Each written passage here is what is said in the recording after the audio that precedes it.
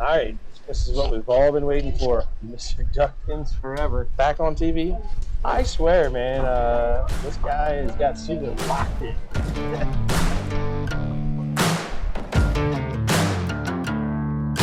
Mama said I ain't right, got a bad streak a mile long.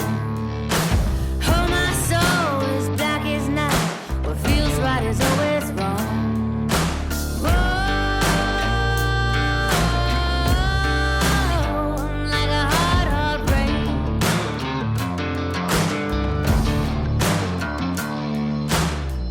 Ain't no Well, here we go. Marking the first on 15. High and tight. Oh no, but he ends up with 9. Gets the break. This Mark's first game on TV today? No, he came through earlier. Because Dave Hughes' group came through earlier. Okay. So it's funny, both in the same division, and they're now bowling each other again. Yep. And it falls that way often. And Mark's all over it. I'm going to go spare.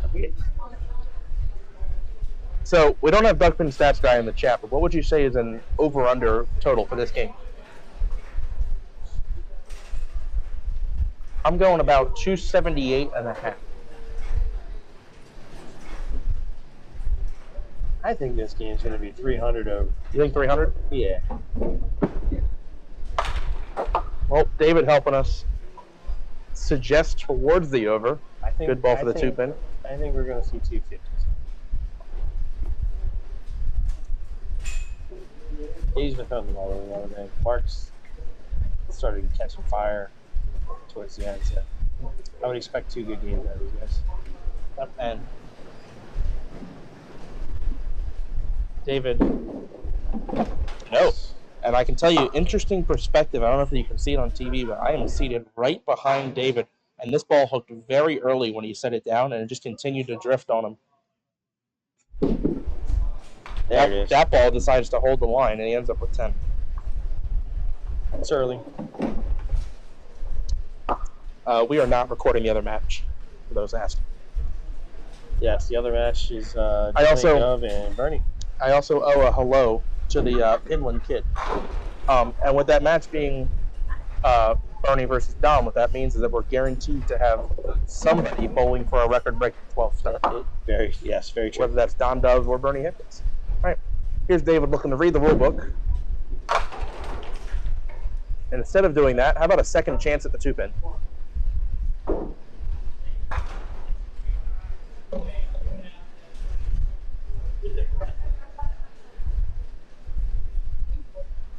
Dave breaks 9.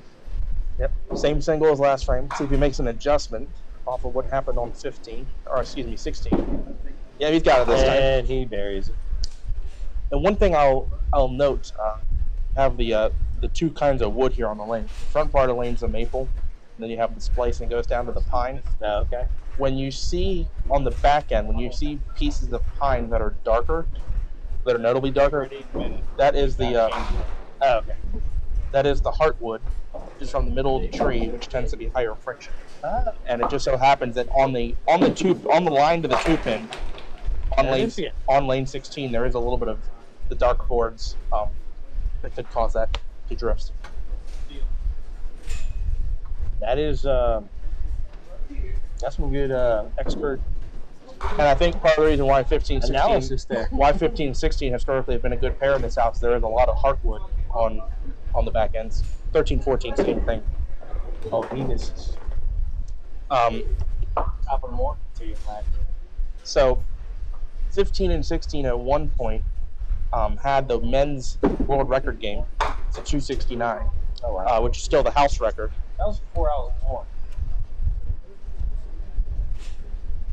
And the high set women's set at one point, world record was on 13 and 14. It's a 589 or 586. Oh wow! By Diane Jasper, and it's now I think it's down on 3 and 4.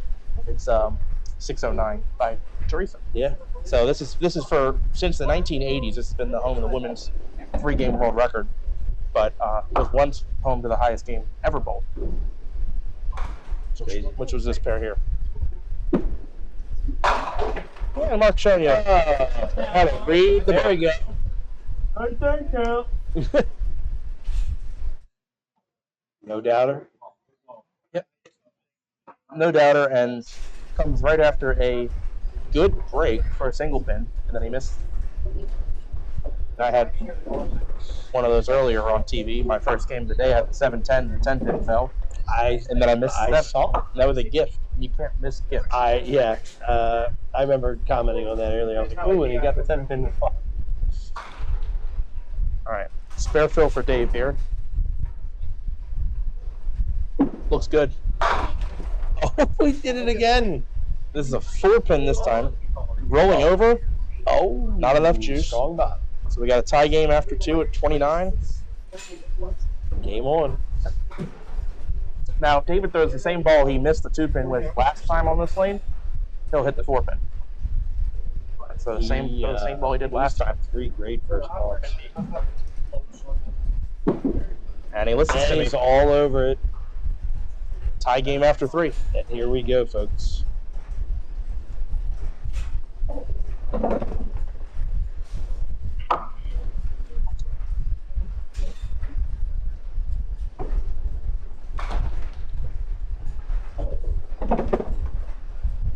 This feels like deja vu. Yeah. Being in the booth. Calling David's match. And except last year, David was bowling on this pair in the semifinals against the guy adjacent to us. Spare fill. Hey, fist pump. Anytime, let's replay that first ball. Anytime you see David throw a ball and swing his right arm, you know it's close. Watch this. Anytime he swings the arm, you know it's close. I threw my arm out of socket. So he must not. Got to throw the same ball to make it. That looks good. And he's all over it. I think that we definitely settled the debate. David was better than Nick at commentating and bowling. I'll 100% agree with you on the and bowling. And bowling. We'll let the fans decide about the first part.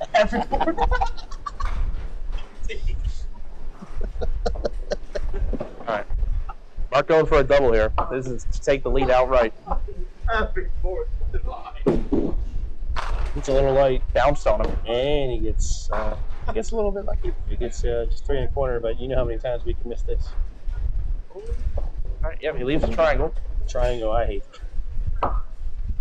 You go heavy, you go light, you miss it. It's okay.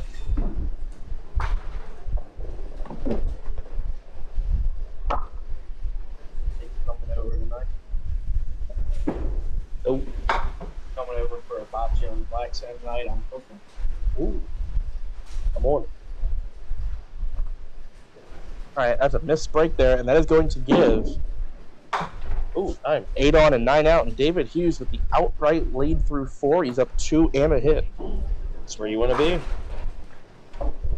But high scoring, total here through 4 frames each, and a lot of 8 or betters. So, as you can see the pattern up there, Mark has enjoyed lane 15.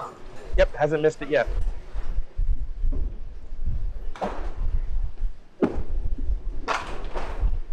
This time he's got to bring in the baby split. Yep, baby split with the 5 pin. You can shoot either side on this. I like to shoot the baby split. I think at this house, it's definitely a safer shot, and it's always a safer shot in general to shoot between the 2-7. Get the ball to deflect. And we were wrong. Unless you cut it too thin. Unless you cut it too thin. Wow. I can't believe that didn't go. That's 10 for Mark. 66.5 for Mark. It's Dave's game to put some pressure on that. Yeah, so this is David's game to lead right now.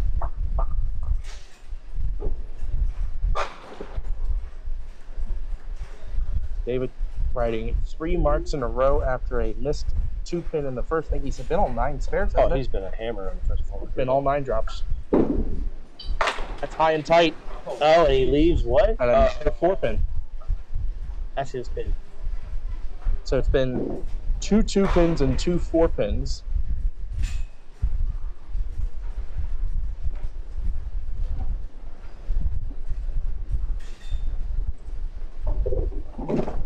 David also left a 5-pin. Yeah, but that first ball is working. And he's got another one. And he's all in the face. So an 11-pin lead for Dave at the half, plus the spare fill.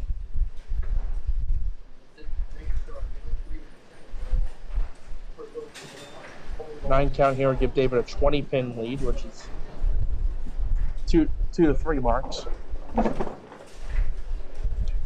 I will never complain about 20-pin lead. Nope. That's left. That didn't look good coming. So it'll be a 13-pin lead for David. Yep. Gonna put this one back in there, throw that strike ball he's been going, and hopefully it works out for a spare.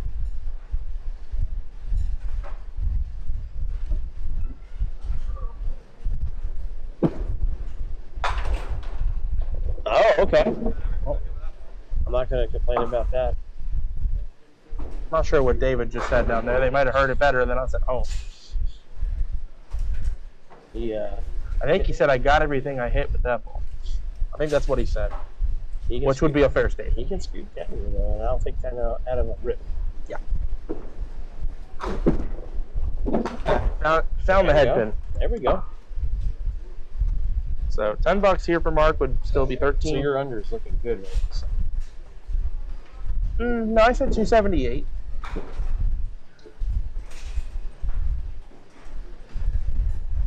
Well, my overs. 300. Right. All right. 6 frame for Mark. Oh, Through the middle. See, 247 on the left side, 3-6 on the right side. See if it goes off the wall or slide. Go into the slide. And that's about worst case scenario. He chops the 4-pin out.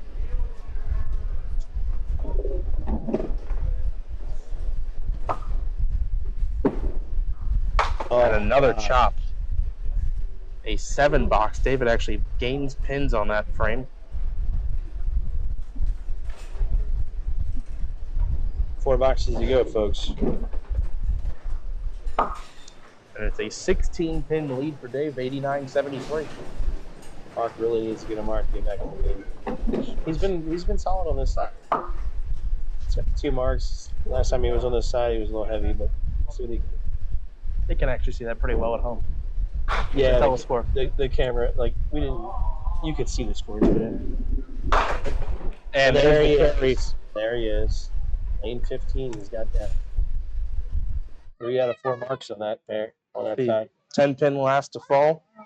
And it's 83 plus in the 7th for Mark Klingelhofer. David coming up with a wood box will be ahead of that. It's a question of by how much. See if we can get back on that first ball.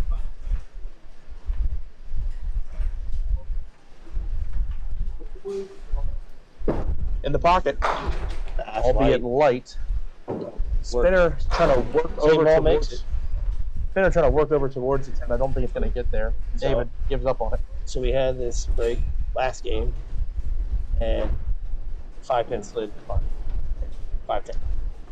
I did that when I bowled against David. Yes. Missed it, and then I slid to 5-10. I said, good thing I wasn't the second ball. Yeah. No. Hey, that's a big miss, right? All right. Get one. Keep it moving. Guys, give me a second. I'll give you an update on the Finland match. Or not the Shot? match, the other match. I'm looking at Finland Kid. 8-box, 14-pin lead for Dave, down a hit. Get a peek at the score.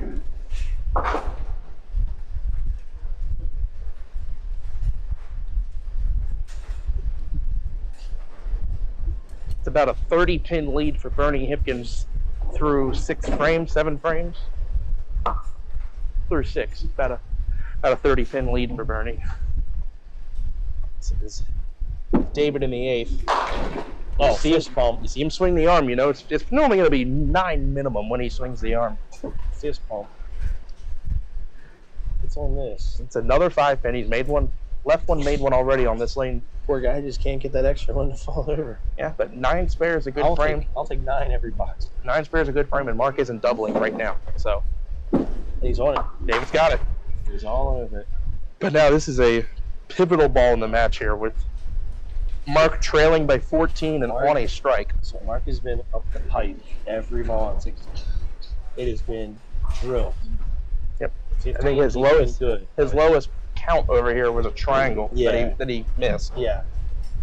But this is for a double, He and makes an adjustment. this could be an outright lead for Mark if he gets it. He pulled it left, actually goes off the side for 7, but it's a makeable. It's a very tough shot at Suitland. That back pin does not like to go here. Well, you got to hit it clean.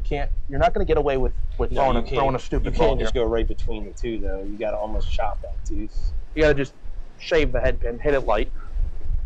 He's heavy on it, and it doesn't. And there you go. See, and I mean, and Mark knows that's not where the ball's supposed to be. That's just, you know, it's a bit unforgiving. Dude's 10.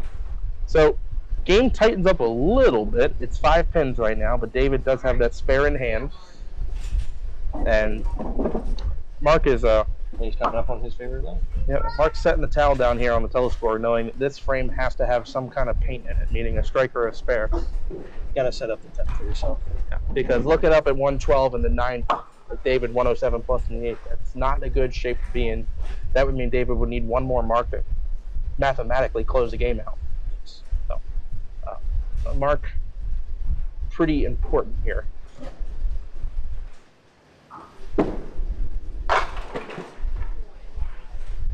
Now, it was about a year ago, Wayne, that I sat next to you here, and I said, if there's a lane I remember to your shoot reaction. the 710 on. I remember your reaction. And it was Matty Bucks. If there's a lane you got to shoot the 710 on at Suitland Bowl, this is the lane to do it. And Matty Bucks made it. We'll see if history repeats itself. Oh, almost. We'll cue it up on the replay. You can see the pin pop up a little bit. Yeah, last year Matty Bucks got it to pop out of there and made it.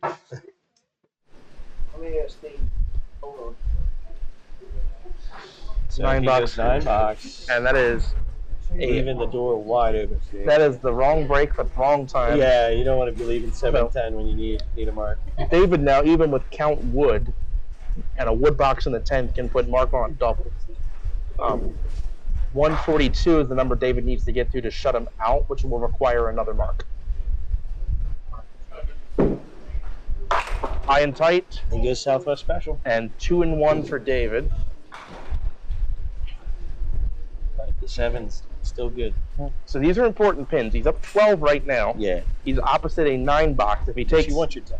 But if he takes 7 out here, he's only up 10, and that is a much easier ask than 11 or 12 pins. I'd rather have all of them. Conversion not important here. The wood most definitely is, and that is not what he needs to do. He yanked it. Yeah, he's like, what are you doing here, bud? So Get 2. So 2 is all we're asking for here, and 2 makes the map a little easier headed into the 10. Gives him a little more breathing room. Oh no! Yanked it again. Missed it again. And 7 bucks. remember those 2 shots. Those could be costly pins. So now a 10 bucks from David in the 10th should put Mark on a 20 bucks to tie. David now needs a double to shut Mark out. So more than likely that Mark Klingelhofer is going to step up in the 10th with a chance. Oh, those were very costly pins right there. Yeah, he kind of just yanked right both balls. All right, let's see if he can rebound here. Big 10th frame.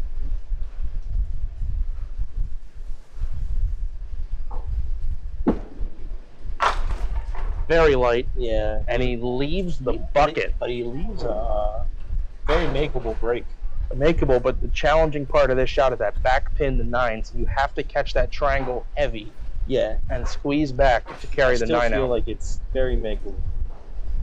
I would not be intimidated by his first pick. It's not the worst thing he could have left. No. Here we go.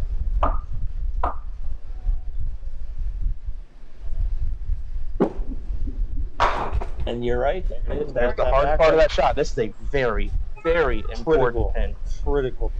If he gets this for 10, Mark has to 20 bucks for the tie. And of course, Mark's coming up on his nemesis thing. Yep. All right, big ball for Dave here.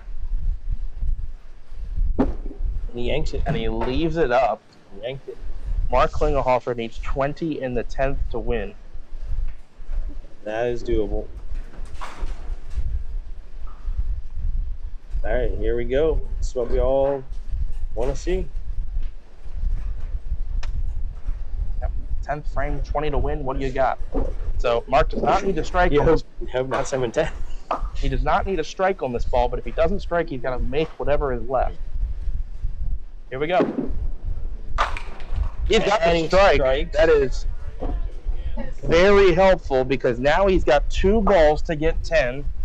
If he splits something on the first ball here after the strike, he needs 9 to tie. That was a huge conversion to win. Very big. That was huge. Not getting that extra stick. Last box. Then you put him on a Basically, Mark needs to be on a pocket here. Cannot rip or punch. He's been heavy, but he wasn't that bad. All right, here we go. See?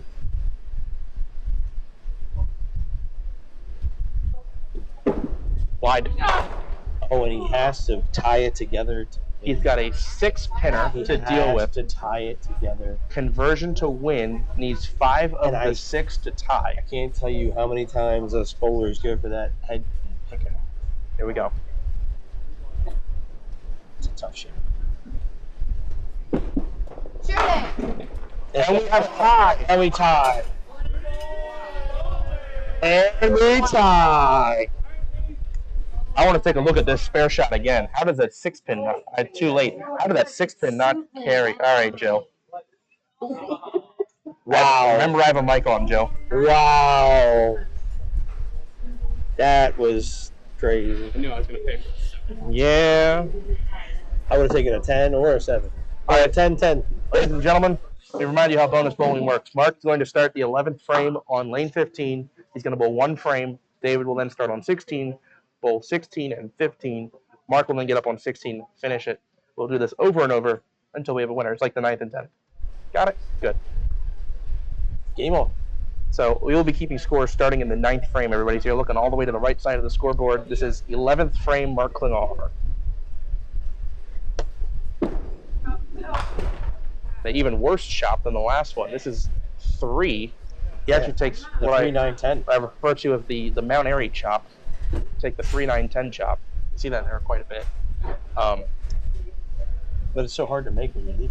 Yeah, even if you don't spare this, you kind of want to take 10 minimum. So see where he's on the second ball.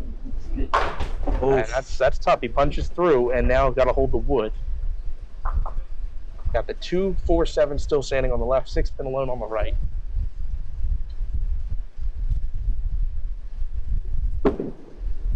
And it is. And the 8. 8 box in the 11th for Mark. Okay.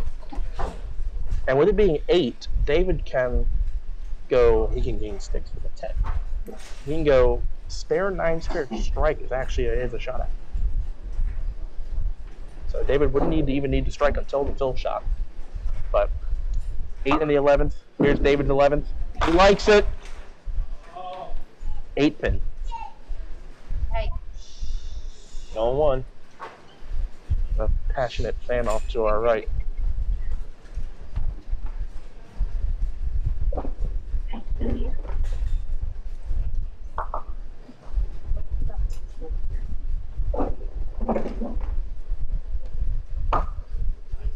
David has it in the 11th.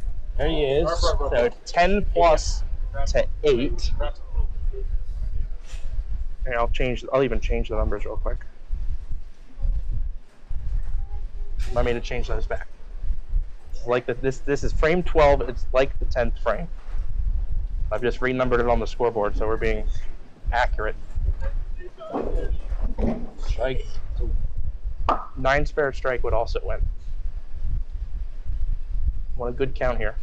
That's left. It's way left. How many? 5. So up 15 to 8. He's already got enough to put Mark on a mark of some sort. Going to be some housekeeping required in the right gutter. But convertible shot, not an easy one. Usually you Gonna have to punch this right back. You punch 4, but getting that all 5 to go is really tough. So this is the 1-3, 5-8-9. David will be going up high on some part of the head pin, trying to drive this back. You want 9. 5 of them. Goes light, 8. and it's going to be an open frame. Mark Klingelhofer is only going to need 1 mark to get this done. If David takes both pins here, he shoots 25. Mark would need 18 in the 10th to win. But a mark is required. I agree. Important pins. David will 9 take boxes. 1 of them to shoot 24. Mark Klingelhofer 17 to win. Like 17, a little bit easier than 18. All right, let's see what happens.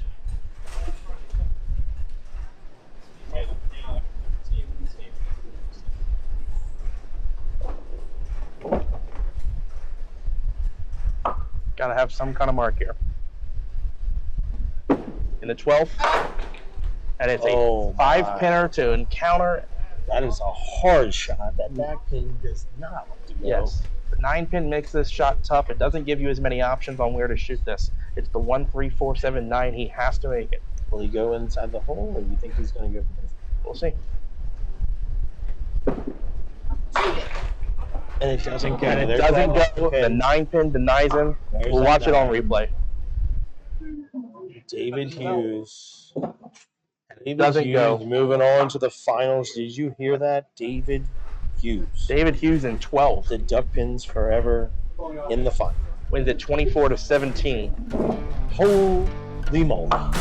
I feel like deja vu all over.